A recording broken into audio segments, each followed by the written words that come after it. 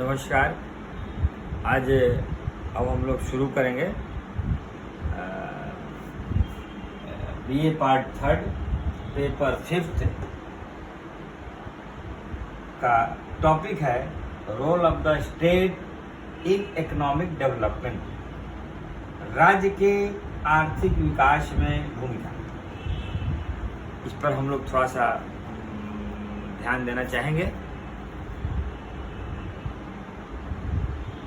अल्प विकसित देशों में या विकासशील देशों में राज्य की बहुत ही महत्वपूर्ण भूमिका होती है, इसलिए कि किसी भी व्यवस्था को फ्री करने पर असंतुलन की स्थिति उत्पन्न हो जाती है। इसलिए संतुलित ढंग से संचालित करने के लिए नियंत्रण के रूप में राज्य की आवश्यकता महसूस की गई और आज इसी तरह से राज्य की महत्वपूर्ण भूमिका भी हो जाती है। जैसे हम लोग अपने ही देश के बारे में सोचें तो आज भी आर्थिक विकास या इससे संबंधित जो भी साधन है, जो भी प्रयास चलाए जा रहे हैं, उसको सरकार के जब तक नियंत्रण उस पर नहीं किया जाए तब तक उससे अच्छा भविष्य की कामना नहीं की जा सकती और वह नियंत्रण के लिए सक्षम अगर कोई विकल्प है तो वह राज्य है। जैसे मान लीजिए कि आज भी जो भी आर्थिक विकास के संबंध में उद्योग हो, कल कारखाने हो, कृषि कार्य हो, व्यापार हो, उसमें सबकी भूमिका महत्वपूर्ण होती जरूर है, लेकिन नियंत्रण की भी प्रवृत्ति होनी चाहिए। अगर नियंत्रण की प्रवृत्ति नहीं हो तो एकाधिकार की प्रवृत्ति बढ़ जाती है, पावर डिसेंट्रलाइज हो जाता है, भिन्न भिन्न तरह की असमानताएं विपन्नताएं उत्पन्न होने लगती है और उस असमानता को, भिन्न भिन्न तरह की समस्याओं को दूर करते हुए एक सही ढंग से आर्थिक विकास के जो भी संसाधन हैं उसको चलाने के लिए राज्य की भूमिका हो जाती है। और राज्य की जब भूमिका होती है तो उत्पादन, वितरण और उपभोग तीनों बैलेंस हो जाते हैं। जैसे मान लीजिए, सीधी बात है, भौतिक आवश्यकता से संबंधित जो वस्तुएं हैं उसको नियंत्रित करना सबके बस की बात नहीं है। राज्य ही उसको नियंत्रित कर सकती है। यानी मांग और पूर्ति के बीच में जहां असंतुलन की स्थिति उत्पन्न होती है, चूंकि हम लोग शुरू से पढ़ा रहे हैं कि मनुष्य की आवश्यकताएं अनंत हैं, साधन सीमित है, तो उस आवश्यकता को पूरा करने के लिए सीमित साधन में प्राथमिकता के आधार पर पूरा करने में अगर नियंत्रण नहीं रखा जाए, अगर उसका मॉनिटरिंग करने की कोई केंद्र बिंदु नहीं हो, तो वैसी स्थिति में जनाक्रोश, भिन्न भिन्न तरह की समस्याएं उत्पन्न हो सकती है। तो इस तरह से अर्थशास्त्रियों ने यह समझा कि राज्य के आर्थिक विकास में राज्य सरकार की भूमिका महत्वपूर्ण होती है और वह उस भूमिका को दर्शाने के लिए आज हमने बोर्ड पर हमने जो पॉइंट लिखा है, इस लेक्चर को, इस चैप्टर को आप लोगों के तहत पहुंचाने के लिए 2 भाग में हमने बांटा है। आज का जो मेरा व्याख्यान होगा, वह व्याख्यान में जो पॉइंट दर्शाए गए हैं उसकी चर्चा परिचर्चा हम लोग करेंगे। शेष जो इसका भाग होगा वो दूसरे क्लास में इसकी हम चर्चा करेंगे। तो पहला जो पॉइंट है वह है संस्थानिक ढांचे में परिवर्तन। एक बार मैं सब पढ़ देता हूँ ताकि आप लोग इसको सुन लें। दूसरा है संगठनात्मक परिवर्तन। इसका सब पॉइंट है बाजार का विस्तार, श्रम बाजार का संगठन। तीसरा है आर्थिक और सामाजिक ऊपरी सुविधाएं।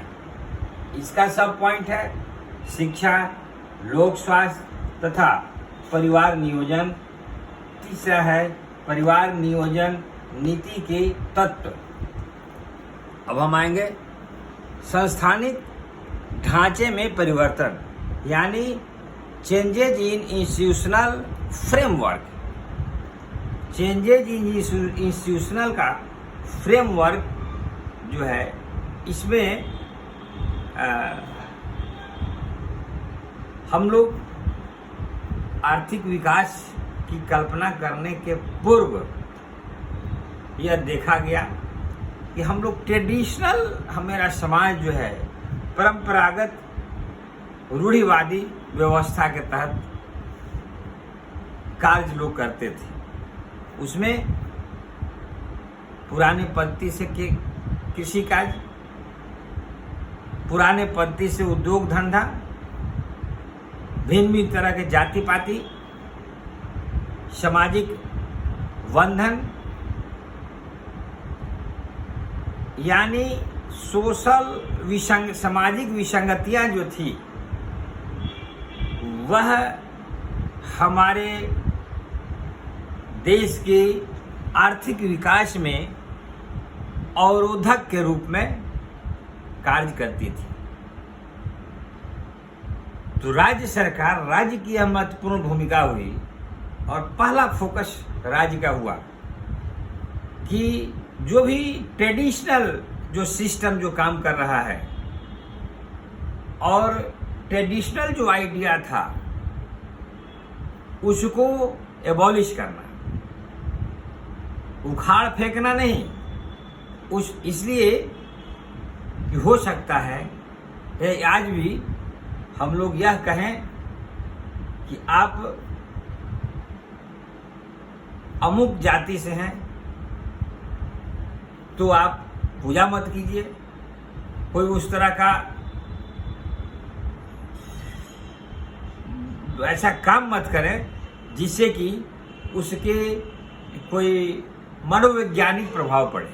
लेकिन वैसा जरूर राज्य सरकार का जवाबदेही होता है कि उसमें सोशल चेंजिंग करने के लिए साइकोलॉजिकल प्रेशर, साइकोलॉजिकल मूवमेंट चलाया जाए ताकि लोग नई नई टेक्नोलॉजी, नई नई जो व्यवस्था है उसके साथ एडजस्ट करें, उसको अपनाएं, ताकि और जो भी ट्रेडिशनल ये में ज़्यादा समय जो इन्वेस्ट करते हैं उसको हम जो भी आर्थिक विकास से संबंधित जो हमारे संसाधन हैं उस पर हम विचार करते हुए उसके प्रति प्रेरित किया जाए ताकि उसमें अधिक से अधिक लोग समय दें और उस पर सोचने के लिए बाध्य हो जाएं। तो इस तरह से लोगों ने चेंज इन इंस्टीट्यूशनल फ्रेमवर्क, संस्थानिक ढांचे पहले के जो भी चले आ रहे थे, जैसे सपोज कीजिए कि आज भी जो है एग्रीकल्चर सेक्टर में ही जाएंगे तो जो मजदूरों से जो कटनी की जाती थी या जो काम किए जाते थे वह आज करीब करीब सारे लोगों ने एक्सेप्ट कर लिया है कि उसके बनिस्पत जो मैनुअली जो काम होता था और एक टेक्नोलॉजी मशीनीकरण के माध्यम से जो काम होता है, दोनों में समय और पैसे की बचत होती है। इसलिए धीरे धीरे उसको लोगों ने अपनाया और सेम चीज नए नए उद्योग स्थापित करने के लिए भी इसमें इस प्रवृत्ति को अपनाया गया। तो इस तरह से संस्थानिक ढांचे में जो है चेंज इन इंस्टीट्यूशनल फ्रेमवर्क में सीधी बात है, ओपन है, क्लियर कंसेप्ट है कि जो भी ट्रेडिशनल जो आइडिया थी उसको चेंज करते हुए न्यू टेक्नोलॉजी, न्यू इन्वेंशन को अपनाने के लिए राज्य सरकार की महत्वपूर्ण भूमिका हो जाती है। आगे है संगठनात्मक परिवर्तन। छात्रों, ऑर्गेनाइजेशनल चेंज की महत्वपूर्ण भूमिका होती है। किसकी होती है? राज्य सरकार की होती है। और उस ऑर्गेनाइजेशनल चेंज में सबसे पहले बाजार का होता है, मार्केट का होता है। बाजार का विस्तार जब तक नहीं होगा, और बाजार इन द सेंस कि जब तक उसका उचित मजदूरी, उसका प्रतिफल, उसका प्राइस मूल्य नहीं मिलेगा, तब तक असंतोष की स्थिति उत्पन्न होती रहती है। और इसके लिए सरकार ने खास करके कृषि प्रधान देश में, हिंदुस्तान में, सहकारी बैंक, भूविबंधक बैंक और उद्योगों के लिए वित्त निगम,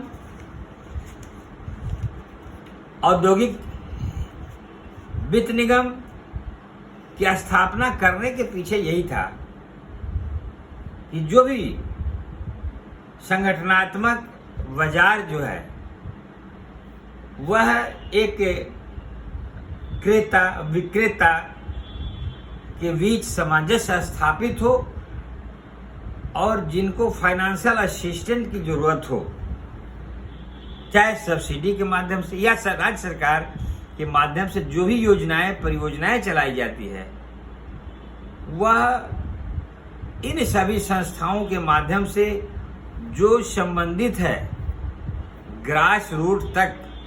अगर उद्योग में है तो उद्योगपति से लेके श्रमिक तक, कृषि कार्य के हैं तो कृषि से लेके मजदूर वर्ग तक उसके संदेश के पहुंचाना और उस पर पहल करना, उसके अनुसार कार्य रूप तैयार करना, यह सरकार की जवाबदेही है। और यही कारण है कि आज एग्जाम्पल के रूप में मैं आप लोगों को बताना चाहूँगा कि कृषकों में जब जन आक्रोश हुआ और जैसे धान का, गेहूं का या बहुत सा क्रॉप्स है, ईख है, उसका जब डायरेक्ट किसानों का उचित मूल्य जब नहीं मिलने लगा, तो सरकार ने उस वस्तु को एक सरकारी मूल्य निर्धारित किया ताकि बिचौलियों का उसमें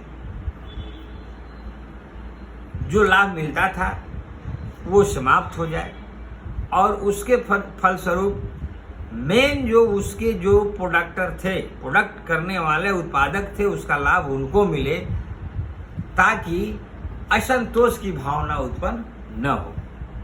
तो आज भी जैसे आप देखते होंगे, राज्य सरकार ने यह घोषणा की थी कि लॉकडाउन की स्थिति में इस बार जो धान, खास करके बिहार में जो धान की खरीदारी की गई है, वो पीछे का सारे रिकॉर्ड फेल हो गए। और सहकारिता मंत्री का हमने स्टेटमेंट सुना टीवी के न्यूज में कि उनका आया कि सबसे ज़्यादा खरीदारी भी हुई और सबसे ज़्यादा भुगतान भी हुआ। उनका डाटा था कि 30 से 35 पूरे बिहार में छोड़कर सारे लोगों का उसका पेमेंट हो गया। इसके कहने का मतलब यह है कि सरकार मार्केट को संतुलित नियंत्रित करने के लिए सरकार की महत्वपूर्ण भूमिका हो जाती है। आगे है श्रम बाजार का संगठन। श्रम बाजार का संगठन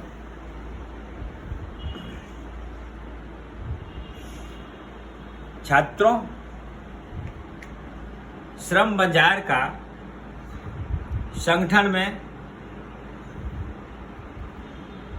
सबसे उदाहरण के स्वरूप में यह कहा जा सकता है कि श्रमिकों के लिए उद्योगपति या कृषक के बीच में जो श्रमिक हैं, आपसी तालमेल बनाने के लिए बाजार का तो डेवलपमेंट होना ही चाहिए, एक ऑर्गेनाइजेशनल सेटअप भी होना चाहिए।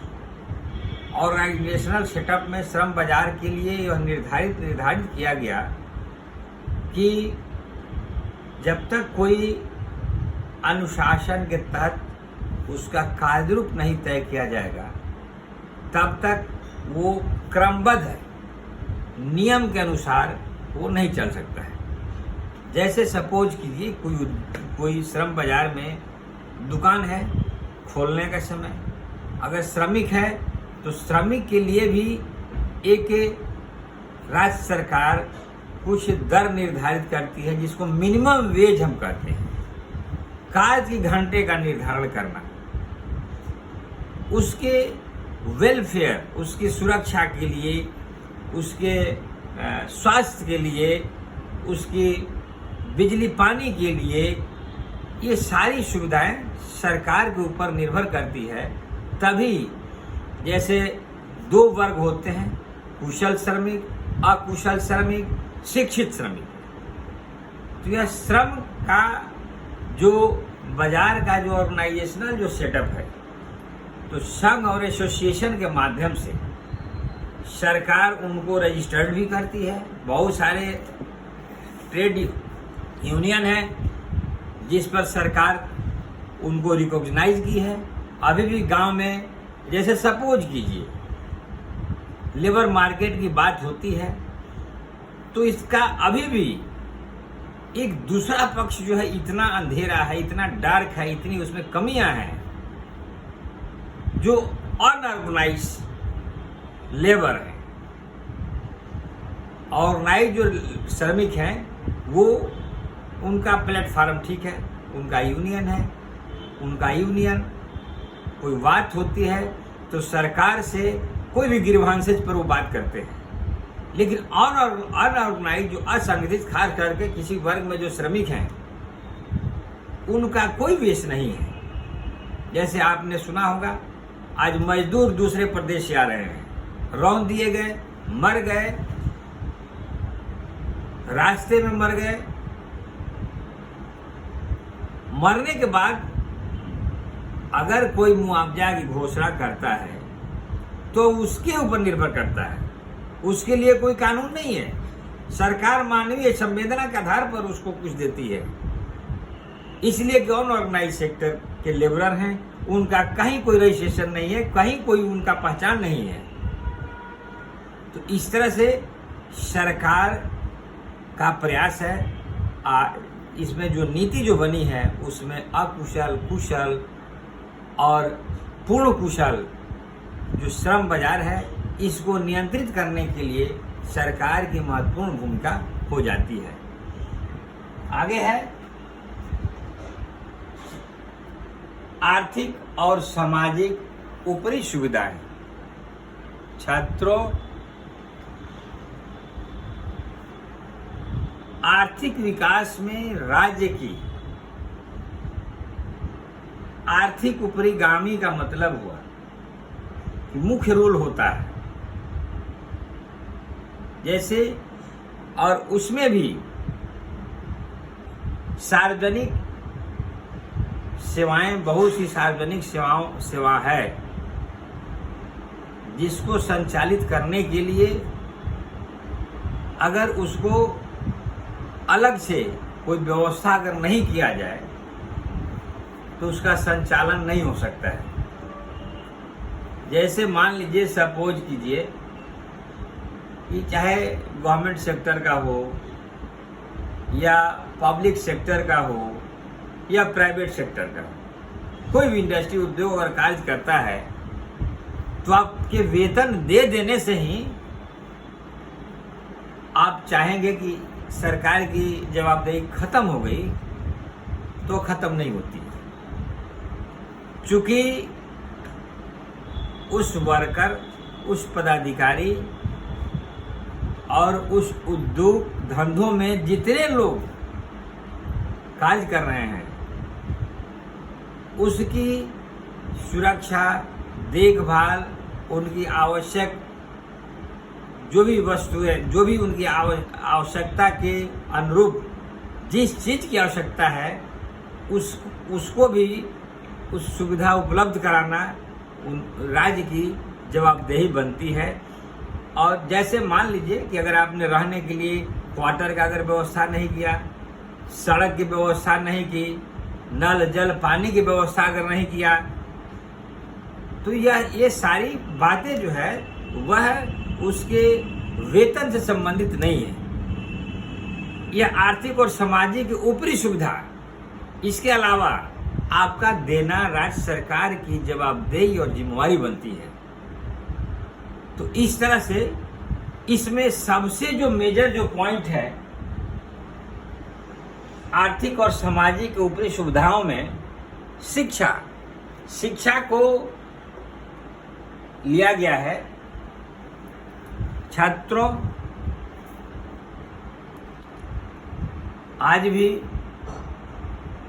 राज्य सरकार हो, केंद्र सरकार हो, शिक्षा पर फोकस होता है। क्यों होता है? और शिक्षा से अगर जो भी इन्वेस्टमेंट होता है उससे तुरंत आय की प्राप्ति नहीं होती है। इसलिए नहीं होती है, यह लॉन्ग टर्म जाता है। तो शिक्षा के लिए प्राइमरी शिक्षा हो, मिडिल शिक्षा हो, हायर एजुकेशन हो, टेक्निकल एजुकेशन हो, और आज के सोशल स्ट्रक्चर, इकोनॉमिक और सोशल स्ट्रक्चर को, सेटअप को बनाने के लिए अच्छे डॉक्टर, इंजीनियर, प्रोफेसर, वकील, वैज्ञानिक को की आवश्यकता होती है। तभी जो विश्व स्तर पर विकास की जो हम कल्पना जो कर सकते हैं, प्रतिस्पर्धा में दौड़ लगाने की जो हम कल्पना कर सकते हैं, तभी संभव है। तो इसीलिए एजुकेशन को फर्स्ट प्राथमिकता देते हुए राज्य सरकार आज भी प्राइमरी लेवल से लेके हायर और टेक्निकल लेवल तक इसको किस रूप में, कैसे, किस तरह से इसका डेवलपमेंट किया जाए। चूँकि बच्चे ही, हम लोग भी जानते हैं, पढ़ाते भी हैं कि जो बच्चे हैं वो राष्ट्र के निर्माण करता है, और उनकी अंदर की जो उनका एनर्जी है, जो उनकी जो क्षमता है, ईश्वर ने जो उनको सोचने की, समझने की, कार्य करने की जो क्षमता दी है वह असीमित है। और उस असीमित में असंख्य संख्या में वो उभर कर सामने आते हैं, जिसका मूल्यांकन करना, उसको हाईलाइट करना, यह सरकार की जवाबदेही बनती है। तो इस तरह से शिक्षा, और यह शिक्षा जो है जिस तरह से इसका परिणाम दूरगामी देश को पड़ता है, समाज को पड़ता है। जैसे एक बांध को अगर हम बनवाते हैं तो बांध बनने से एक तरफ बहुत लोगों की जान माल की सुरक्षा होती है, और दूसरे तरफ उधर वाटर लॉगिंग से बचने पर जो एग्रीकल्चर सेक्टर, कृषि कार्य योग्य भूमि भी सुरक्षित रहते हैं। तो उसका आउटपुट किसान को मिलता है। एक कहने का मतलब ये हुआ कि यह दूरगामी प्रभाव है और वह बांध सैकड़ों साल तक काम करता है, उसका प्रभाव देखने को मिलता है। तो उसी तरह से आर्थिक विकास में राज्य की भूमिका में शिक्षा का भी बहुत ही महत्वपूर्ण स्थान है। अब है लोक स्वास्थ्य तथा परिवार नियोजन। छात्रों, लोक स्वास्थ्य यानी पब्लिक अवेयरनेस के तहत अधिक से अधिक गांव है, जैसे मान लीजिए अधिक से अधिक सुरक्षित रखने के लिए राज्य सरकार की महत्वपूर्ण भूमिका होती है कि शुद्ध पानी, बिजली और जो भी मूलभूत आवश्यकताएं हैं आम जनता को कैसे मिले ताकि मेरा यह वर्ग स्वस्थ और सुरक्षित रहे। जैसे मान लीजिए, आज मैं एग्जाम्पल दे रहा हूं, आज विषम परिस्थिति में सभी उद्योग धंधे बंद हैं, कल कारखाने बंद हैं, सभी लोग यह लॉकडाउन की स्थिति में अपने अपने घर में कैद हैं। इसका मॉनिटरिंग कौन कर रहा है? सरकार कर रही है। सरकार ऐसा क्यों कर रही है? इसलिए कर रही है कि जो मेरा पूंजी है, पूंजी किसी तरह से बरकरार रहे। अगर पूंजी ही समाप्त हो जाएगी तो भविष्य की कल्पना नहीं की जा सकती है। तो इसी तरह से राज्य सरकार की लोक स्वास्थ्य को स्वस्थ रखने के लिए, चाहे शहरी क्षेत्र में हो या ग्रामीण क्षेत्र में हो, हम आरावासी शाहबाद क्षेत्र के जितने भी गंगेटिक लैंड हैं, गंगा किनारे हैं, आपने सुना हुआ वहां आर्सेनिक जमीन के अंदर एक जल प्रदूषण निकला हुआ है। उससे लोगों की बीमारी होती है, चर्म रोग होता है, और उस बीमारी से निजात पाने के लिए सरकार ने बहुत सारे हेवी प्लांट बनाए हैं। और जिस गांव में प्लांट नहीं है तो अलग अलग वो फिल्टर मशीन लगा हुआ है, और आज भी सब्सिडाइज रेट पर पीने के लिए पानी वहां मुहैया कराया जाता है। तो राज्य सरकार के आर्थिक विकास में मानव को सुरक्षित रखने के लिए लोक स्वास्थ्य के माध्यम से और परिवार नियोजन, दोनों परिवार नियोजित हो, आपस में किसी तरह का तालमेल रहे, या सरकार द्वारा जो भी योजनाएं जो चलाई जाती है उसकी भी जानकारी देने का कार्य सरकार की होती है, जवाबदेही होती है। लास्ट है परिवार नियोजन की नीति। छात्रों, हमने जनसंख्या की दो नीति है, एक मार्शल का सिद्धांत है और ऑप्टिमम पॉपुलेशन। एक आशावादी है, दूसरा निराशावादी है। लेकिन इन दोनों के बीच में जो मेरा उत्पादन है या जो ही मेरा आउटपुट है और जो जनसंख्या है, दोनों में गैप, अंतर बहुत ज्यादा हो रहा है। और ऐसा महसूस किया गया कि जब तक इसको नियंत्रित करने की कोई व्यवस्था नहीं की जाएगी तो राष्ट्र के सामने एक विकराल स्थिति पैदा हो जाएगी। उसी के तहत सरकार ने फैमिली प्लानिंग पॉलिसी, परिवार नियोजन नीति बनाई। उसमें बहुत सारी बातें हुई। प्राइमरी स्टेज में ही शिक्षा में वह लाया गया, छोटा परिवार, सुखी परिवार, बहुत सारे स्लोगन भी राज्य सरकार द्वारा, भारत सरकार द्वारा दिए गए। कि इस पर किसी सरकार ने दबाव का भी प्रयोग किया, लेकिन हुआ कि नहीं। हमारे देश के नागरिक पढ़े लिखे रहें, किसी तरह का असंतोष पैदा ना हो, इसलिए साइकोलॉजिकल या प्रेशर देते हुए यह शिक्षा में बाल विवाह समाप्त करना, जन्म मृत्यु दर को नियंत्रित करना, ये सारी व्यवस्था प्राइमरी स्टेट से सेक्स नियंत्रण, सारी व्यवस्था को जागरूक करने के लिए राज्य सरकार द्वारा बहुत सारी योजनाएं आज भी चलाई जा रही है और इसका प्रभाव बैलेंस पॉपुलेशन में आज भी पड़ता है। लेकिन हम निष्कर्ष के रूप में कह सकते हैं कि यह संतोषजनक बैलेंस जो है वो नहीं है।